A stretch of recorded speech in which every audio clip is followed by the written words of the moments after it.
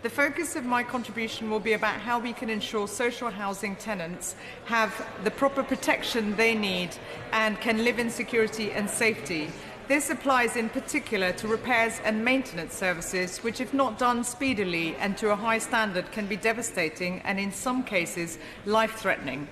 At a time when local authorities and housing associations have been facing significant funding pressures, it's vital the government and regulators pay particular attention to the experience of social housing tenants. Housing associations are a critical part of the solution to Britain's housing crisis. They provide affordable, quality rented and shared ownership accommodation, and the best ones are anchored in their communities. Many provide specialist housing services, for example, for people with disabilities. Some housing associations have historical roots in the 19th century and the mutual and cooperative traditions. Tower Hamlets has many excellent community-based housing associations who have worked well in partnership with the Council to look after residents and to be genuinely responsive to the needs of local people. But in recent years, I have become increasingly concerned that these progressive aims are being subverted and the not-for-profit ethos of housing associations is being undermined in some cases. Old Ford Housing, which was established in 1998, was, as the successor body to Tower Hamlets Housing Trust, was widely regarded as one of the best housing associations in East London. It was originally a subsidiary of Circle 33 Housing Trust for financing purposes, but was accountable to its own board of tenants, leaseholders and independent members. In 2005, it merged with Anglia Housing to form Circle Anglia Limited, and other associations joined to form Circle Housing Group. Since the merger, the quality of maintenance has got progressively worse. Circle Housing has systematically failed local people. Local councillors and I have had to deal with hundreds of complaints from residents, as have other MPs with housing managed by Circle Housing. Last winter, it failed to manage its heating repairs properly, meaning many tenants have had no heating or hot water for days. Many other examples have been brought to my attention of missed appointments, repairs left undone, poor quality work conducted by contractors, and a failure to communicate with residents. Tower Hamlets Council has taken the rare step of dropping Circle Housing altogether as a preferred partner for housing development in the borough. Mr. Speaker, I give way to the Honourable Gentleman. Really for giving way and for bringing this very important issue to the House for consideration. Would the Honourable Member agree that social housing regulations and in particular the right to the repair of these homes must be further protected? Because some of those people go and do the repairs themselves, and then when they go back to get the money from the landlords, they find that they can't get the money. So they find themselves in a precarious situation. Does the Honourable Lady feel it's time for the Minister perhaps to respond and address this particular issue?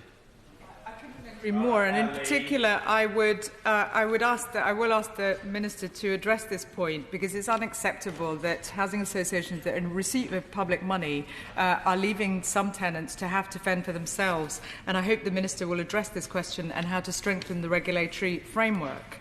Mr. Speaker, going back to the issue affecting residents in my constituency, local ward councillors Rachel Blake, Mark Francis and Joshua Peck have been working tirelessly to support the hundreds of residents who have been treated disgracefully by Circle Housing.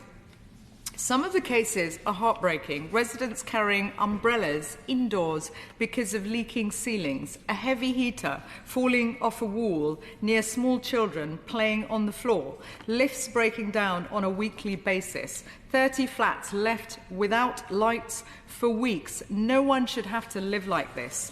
One of my constituents called the Circle Housing Office 40 times over a 3-month period to fix leaks that left them using an umbrella when using the toilet. Another of my constituents, who was 8 months pregnant, slipped on water leaking from her toilet that she reported on 88 occasions. Another couple had a boiler that repeatedly broke down for nearly 6 months.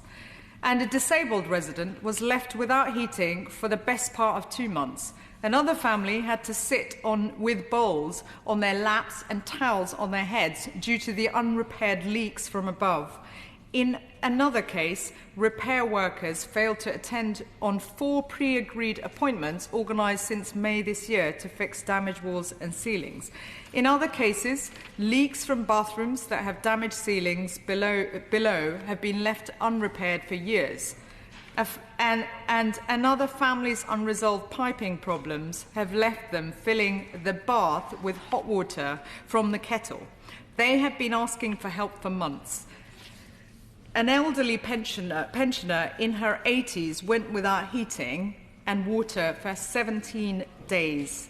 And another elderly resident had to live with no hot water or heating for 8 weeks. When he informed me about the situation, I asked the Chief Executive of Circle Housing if he could tolerate being treated like this and live like this, and threatened to inform the media about their appalling treatment of my constituent before they finally fixed his boiler. Mr. Speaker, it cannot be right that we have to go to such lengths to make them do their jobs properly, which are publicly funded. It demonstrates incompetence and a derogation of duty by Circle Housing. The poor quality management of Circle Housing was recognised in 2015 when the Homes and Communities Agency found evidence of serious detriment to the tenants and downgraded Circle Housing from G1 to G3, which means there are issues of serious regulatory concerns. Circle's response to such a damning ruling was to close down its subsidiaries, including Old Ford Housing Association, and centralising services, moving most of its staff to a new call centre in Kent. This has made matters worse. In the spring, Tower Hamlets councillors reported further failings to the social housing regulator. The regulator's role is to investigate whether there has been a breach of home standards, which amounts to serious detriment to tenants. I could not imagine a more cut-and-dried set of examples of serious detriment than leaving dozens and possibly hundreds of tenants without heating and hot water for extended periods. It seems to me that the provision of heating and hot water is one of the most fundamental of landlord functions. In response to that complaint, the HCA simply said it was satisfied that the progress Circle was making in improving its services of the progress. And earlier this summer, the HCA announced that Circle's governance rating had increased again to G2. My constituents have now had enough.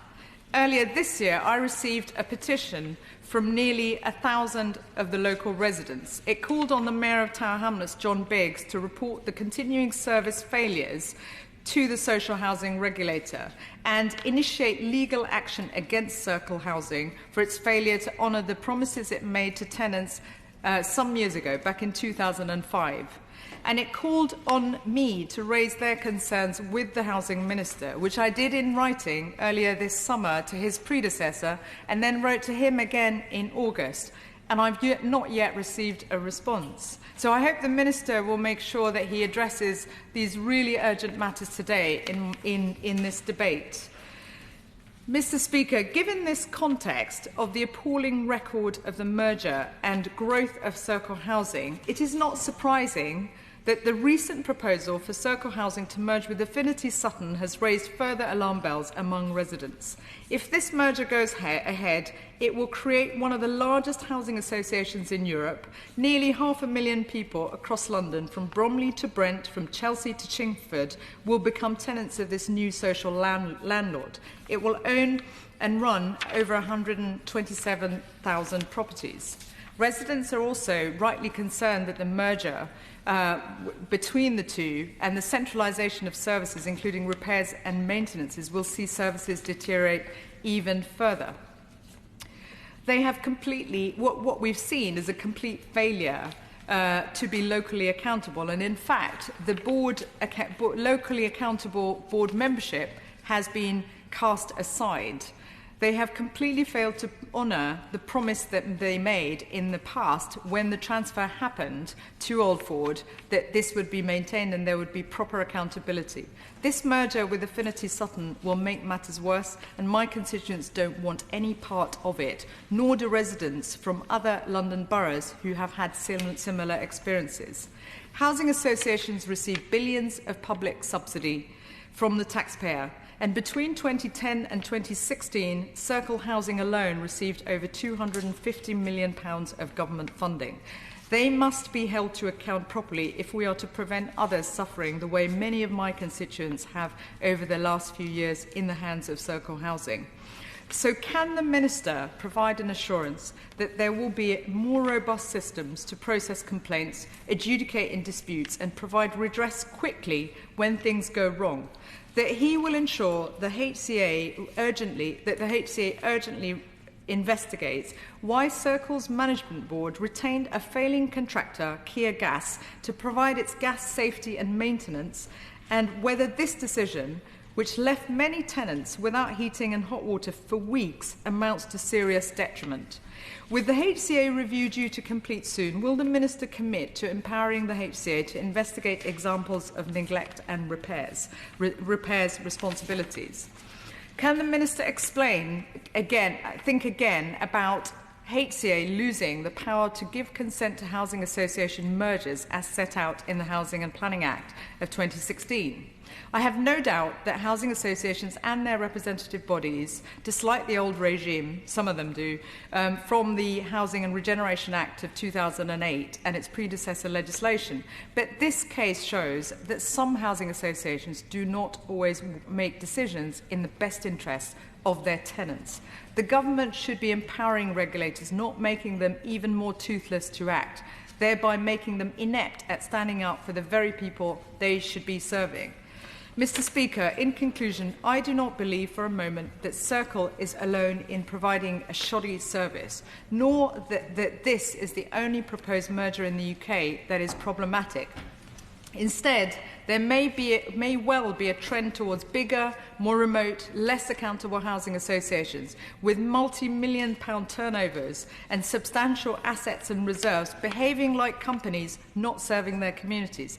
This is the antithesis of the founding principles behind housing associations and the opposite of what is needed now to fix the housing crisis. I commend the work of the many housing associations in my constituency and up and down the country, and it's right and proper that we hold to account those that are letting them down, like in this case Circle Housing, so that the reputation of good, hard-working housing associations that are responsive to their local communities is not damaged by the actions of the few like Circle Housing.